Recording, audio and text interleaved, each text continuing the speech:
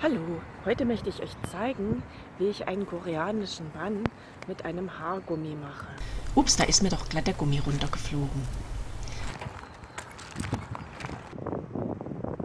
Ich nehme jetzt den Haargummi in die linke Hand und lege ihn so um die Finger der linken Hand, dass es so bis zum Handmittelknochen geht. Und dann ergreife ich mit der linken Hand auch den Pferdeschwanz, sodass ich mit der rechten Hand den Gummi jetzt von der linken Hand nach rechts über den Pferdeschwanz streifen kann. Jetzt ziehe ich den Pferdeschwanz komplett durch den Gummi hindurch und jetzt mache ich mit der rechten Hand mit dem Gummi eine halbe Drehung, sodass eine 8 entsteht. Und jetzt platziere ich die rechte Hand so, dass der Zeige- und Mittelfinger nach oben und der Daumen nach unten zeigen. Und jetzt wickle ich die Haare des Pferdeschwanzes in Achterform um diese 3 Finger herum auf.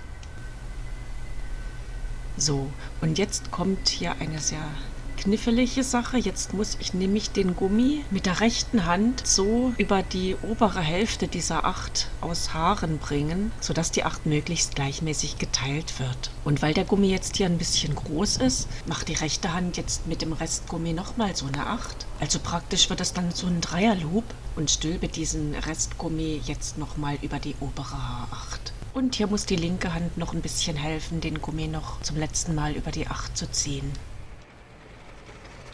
Und jetzt forme ich mit beiden Händen von oben hinter dem Haargummi so einen Tunnel, wo ich dann nämlich später die 8 nach unten hindurch flippen möchte.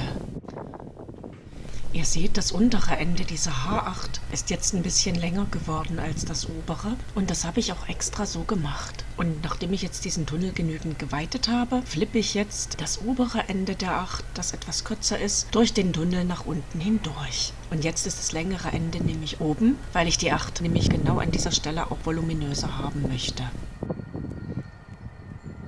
So, und jetzt fluffe ich das Ganze noch ein bisschen auf und mache das ein bisschen gleichmäßiger. Und da ist jetzt hier so eine sehr lange Strähne, die stopfe ich jetzt einfach hinter den Gummi noch mit in den Tunnel rein.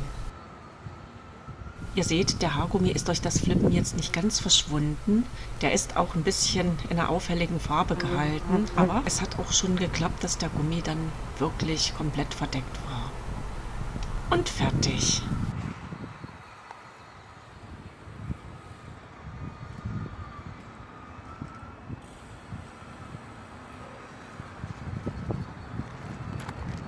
Und fertig. Ein koreanischer Bann mit einem Haargummi. Viel Spaß beim Nachbauen.